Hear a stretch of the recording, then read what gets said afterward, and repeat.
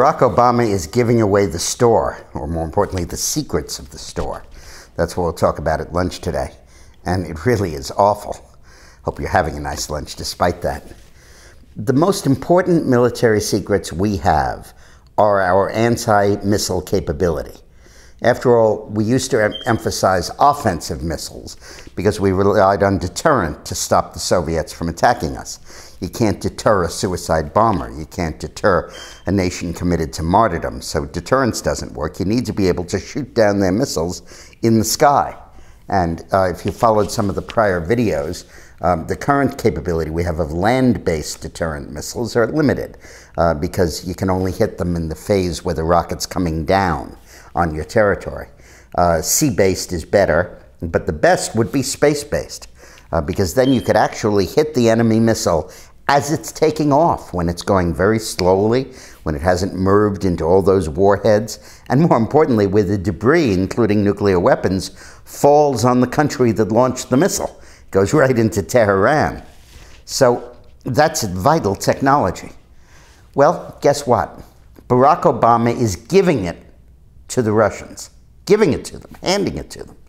And the Russians, obviously, are going to give it to the Chinese and the Iranians and the North Koreans so they can game the system. Why is Obama doing this?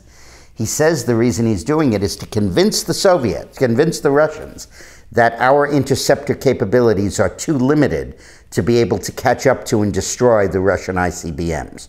So the Russians shouldn't be afraid of them. They're intended for the more primitive missiles from North Korea and Iran. And to prove that point, so they like us better, they have no veto over it, so they like us better, he's giving them the technology.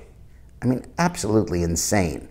Now, Congress, for once, agrees with me, and both houses of Congress, including the Democratic Senate, by overwhelming margins, attached a rider to the Defense Appropriations Bill prohibiting Obama from doing this, saying you may not give out these secrets, this information, to the Russians or to any country that is likely to pass them on to North Korea and Iran. It says that in the bill. Well, Obama signed the Defense Appropriation Bill, but he issued what they call a signing statement, which was his interpretation of the law. And he said he interprets this law as not infringing on his powers as commander-in-chief, and essentially saying that he plans to give this to the Russians, that this amendment that was designed to stop him from doing it encroaches on his role as commander-in-chief, and that he will proceed anyway.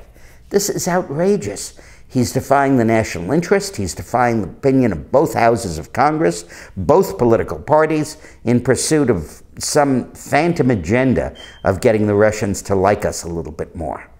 And as Iran gets closer to nuclear weapons, North Korea is already there, and they get closer to a ballistic missile capability, which could even hit the United States, that anti-missile system becomes crucial. See, the anti-missile missile was largely ineffective against the Soviet threat because they had 12,000 warheads. And they'd launch all 12,000 and we'd shoot down 11,900 of them. But 100 nuclear weapons would land in the United States and kill 100 million people. But when you only have 4 or 5 or 10 or 20 or even 100 missiles, it's very effective to be able to shoot them down. And if you put the capability in outer space, you really can shoot them down, and you can shoot them down before they even clear Iranian airspace, so the stuff rains down on Iran. This is vital technology, and Obama's giving it away. I mean, I think we'll beat this guy in November, but we may not have a country left by then. Well, thanks a lot for watching. Tomorrow we'll be doing the analysis of the debate tonight. Tonight is the final debate before the South Carolina primary. Gingrich developed real momentum in that last debate on Monday night, and we'll see if he can carry it through on Thursday. But he could be right back in this race if he does, and he could win South Carolina, and that really makes this a race. Otherwise, Romney will win this election nomination in a walk. So thanks for watching, and stay tuned.